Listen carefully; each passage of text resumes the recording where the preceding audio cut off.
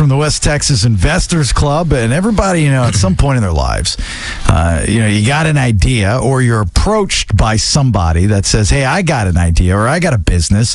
Man, give me about $10,000, $15,000, $20,000. One of probably the best pieces of financial advice that I've ever gotten, and Ted Jenkin here with Oxygen Financial, you probably don't even know that it stuck with me for this amount of time, but you told me when there was an opportunity that I had, and I never got into it, but you said the ball, something to the fact that the ball's always in your court when somebody wants you to invest your money, or they would go to a bank. So you don't have to really negotiate because they want your money. So you can pretty much write out the terms that you want, correct? Well, yeah. I mean, if someone wants you to invest in their business, if it was really easy for them to be able to get cash, they wouldn't be talking to you, right? The sexy part of this is they say, Jason, you invest $25,000 in my business. I'm going to launch this in 30 cities. We're going to make millions of dollars. Dude, you're going to be completely hooked up. Well, why would you give away a lot of your company if you could just walk to the bank today for 4%, interest rates are at an all-time low, and just borrow a couple $100,000 to start your business? Why would you do that? And that's one of the things that people maybe make a mistake of, and I may have some red flags because you get this all the time at Oxygen Financial, is that when people are approached about investing in that money that's going to make you retire in 5 years, is that you kind of feel like you are the one that has to budge. But if you're approached, you actually hold all the cards, right? Yeah, I mean, most investors have never done one of these, right? So at some point in your life, somebody's going to come to you somewhere. Now, it may not be a restaurant or a bar. It may be an app. It may be some sort of technology business, medical business, where they say, Jason, look, this isn't going to be a lot of money. $10,000, $20,000, $50,000, and when you put it away over the next 5 or 10 years, you're going to get back hundreds of thousands of dollars, if not millions. What they won't tell you is that 9 out of 10 of these types of startup private type businesses fail. So if you go into it, the first thing you need to know is that whatever capital you put up, you better be prepared to lose all of your money. That's what I love when you talk to me. Said, are you prepared to lose it all? All of it. If you're prepared to lose it all, then you can take a look at it. It's like when you go to a casino. You don't go into money thinking that you're going to walk out with money. You got to go into the fact of saying, hey, look, I could lose it all. It's the same exact thing. That's tough, and I guess you should have that amount of money on you, and when that money's gone, you should stop, correct? That's a Ted question. I don't know. Do you continue to invest if you lose it all and say, no, I got faith in this? Yeah. You mean put more money after you spent bad money? Yeah. Mm-hmm. Yeah. No, you just got to realize it's just not going to happen.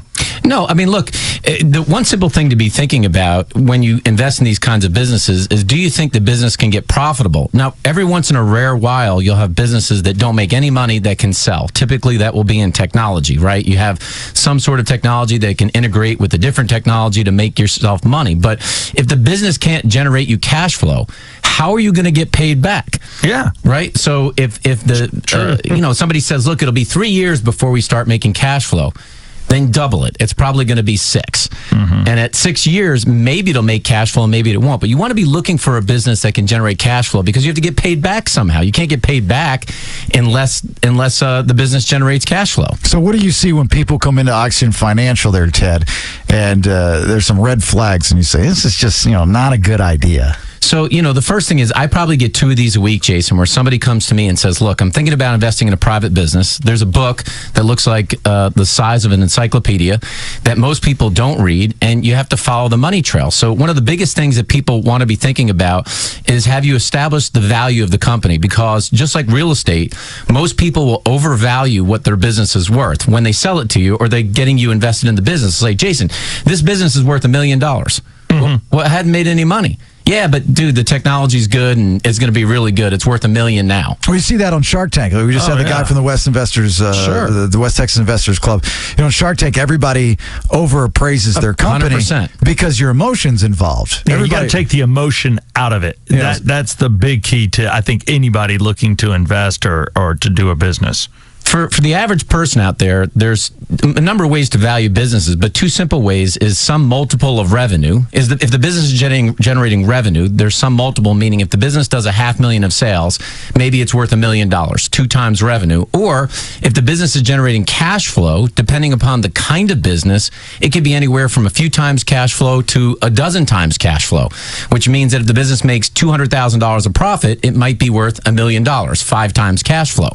But if there's neither, there's no income in the business and there's no profit, what's it really worth? Well, what do you tell people, whether you're making $40,000 a year, and I'm a firm believer that especially this day and age, if you want to retire, that you always have to have a second form of income. You know what I mean? Right. So if somebody's making $40,000 a year, $400,000 a year, what is usually a safe bet for an investment? Well, I think what type of investment? No, in general, Jason, I think 5 to 10% of your overall portfolio could be invested in what I call to be aggressive growth. Now, aggressive growth could be regular mutual funds, stocks, etc., or it could be private equity type business. Either you take the risk yourself and say, I'm going to put it into my business, which I still think is the best way to do it because you can see every dollar that comes in and out. Or you go into a business that you can actually follow the money trail, like it makes sense and it's something that can make you some passive income. And those come along, but I'm with you, and I don't think there's an age on it. People will tell you that you don't need to take any risk past a certain age. You're too old to take a risk now, and I get that. But I like that percentage of an income, knowing what that percentage is, because to me, if you don't take a risk, you kind of know what you're going to make. If you don't take a risk to get another stream of income, there's got to be a percentage of your money that you're willing to do that with. Would you agree? I don't agree with that. I don't think there's it's so much a percentage of your income or age. It's just a percentage of your portfolio. If you have $100,000, you might take 10 grand, at the most maybe 15, and say this is what I can put at risk. Yeah, but there's not an age cutoff to invest. I mean, even at 80, there's people that are looking for but the average person will tell you to tighten it up. That when you get older, and you can't afford to lose that capital because you're going to be taking income from your money. I don't know if it's 60 or 65. There's some age where you're going to skim down that risk. Hell, I'd be like, I'm going to die in 5 years. Screw it. Just take it all. Let's see what happens here. So you're kind of like me, but I guess when you have a family, you can't do that, because we've all made the joke, I'd love to die with a smile on my face and $13 in my checking account. Never made that joke. Boy, I have. That's a good saying, though. I'm not going to lie. Jason, one of the biggest issues of these businesses and why people fail when they invest in it is that you're not on the same page with the owner. You must know whoever owns this company, what their exit strategy is. Like, you can put money in, give me 50 grand. Question is, how am I going to get my money out? Because a lot of owners will say, Jason, when I get into this business for 3 years, I'm going to sell it. The truth is, 3 years in, it's sexy. They get some media. They're on TV. The business is doing well. And now they say, well, maybe I'll sell this thing in 6 years, maybe in 9 years, because now your cash is fueling their lifestyle. Yeah. So if you're not on the same page with the owners, I can tell you, I've been in these before, and you have no voting interest. You can't vote on the company. You can't change the company. Well, you're at the whim of whatever the owner says in the company, and that's very, very difficult. I've seen a lot of people lose money because the owner's too invested in their business. And it's a good thing to get on trends, too. I mean, like we were talking earlier, the UFC, the rumor is, it's been rumored that they're selling the company, but the rumor is they have sold the company for, was it $4.5 billion?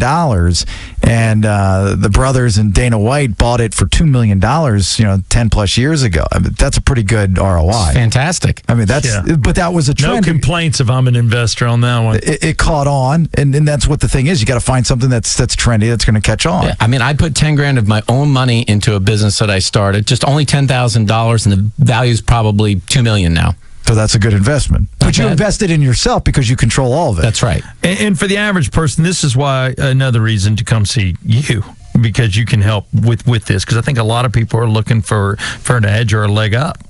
Yeah, look, I've been in them personally that I've lost money, just like these guys, and ones that I've made a lot of money. And you only learn in part by getting beaten up a little bit, or you find experienced people like me or these guys that have been through hundreds of deals, and they know what they're looking for. The sexiest ones of these are things like they said, bars, restaurants, movie deals are the most sexy because everyone wants to have that movie that's going to make hundreds of millions of dollars. But the only one that generally makes money in those types of things are the producers and the people that raise the money. Yeah, and any success successful money man, whether it's you or Rooster or Butch, will tell you that they probably have more failures than they do successes, but the successes are the ones that stand out because but you can't have success without failure. Gordon Ramsay said that. You know, I mean, Gordon Ramsay failed so many damn times in the restaurant business, but he's like, you know, I couldn't learn to succeed without failing first, you know? Well, it's like baseball. You know, if you can bat 300 on these things and hit pretty good, you'll end up being in the Hall of Fame. You're not going to bat 500 on them. You just won't. All right. Ted Jenkin, Auction Financial, auctionfinancial.net. More on the website, correct? Yeah, more on the website. Or if you want us to look at a deal that you've got, feel free to call us or go to oxygenfinancial.net. Just type in your name. We'll take a look at your deal. I've got a sexy movie. It's called Too Tired to Hit It. I can talk to you about it. You might want to invest. It's a great script. Is it an animated film? It's about an age gap between two people, and you know.